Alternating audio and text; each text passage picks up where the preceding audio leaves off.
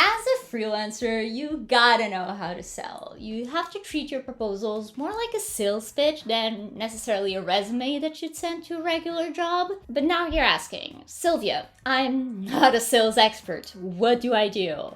Well, fear not, because you're about to become one. Well, sort of.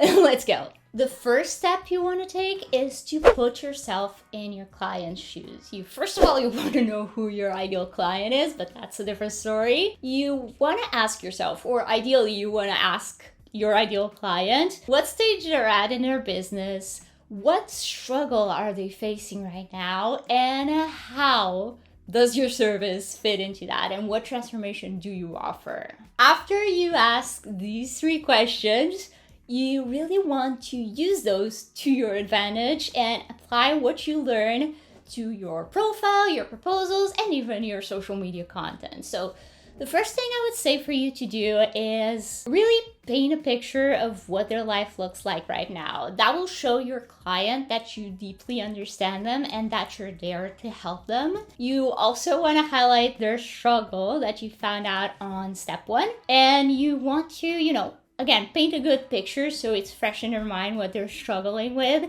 And after that, you want to present your offer as a solution to that and show the transformation that you offer. Again, you want to paint as clear of a picture as possible. So let's say, for example, if you're a VA, you may feel tempted to say, I can help you with email management, with calendar management, with social media, everything like that.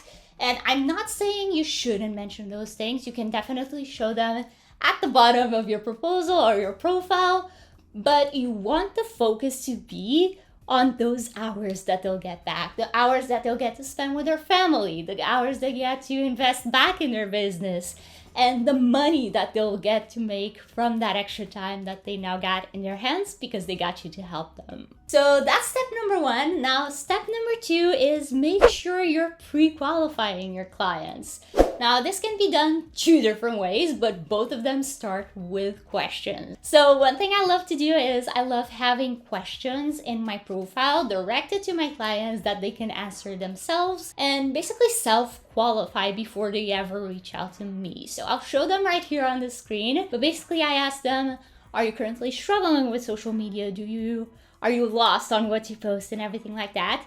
This shows, again, that I understand their struggles, but also shows them that if they answer yes to those questions, that they'll be a good fit to work with me. Now, one other thing that I like to do is in my proposals and in the messages following those proposals, I like to ask them about their business, the industry they're in, their goals, their budget, everything like that. This basically helps me understand if I'm the right person to help them and if I want to help them in the first place, because you can't forget that not every client is going to be a good fit for you, and that's totally okay. You shouldn't want to work with every client anyway. And honestly, it's much better to understand that fact sooner rather than later. Now, step number 3 is to make sure you proofread. Now, ideally, you would get your ideal client or someone as close to your ideal client as possible to proofread your profile, your proposals, your social posts for you. But if that's not possible for you, you can go back to step number 1 and the answers you gave to those questions and try to put yourself, again, in your client's shoes as best as you can and read whatever it is that you're reading through their lens and really understand, okay, am I being clear? Am I using words that they understand? Am I not using words that are too complicated or industry specific?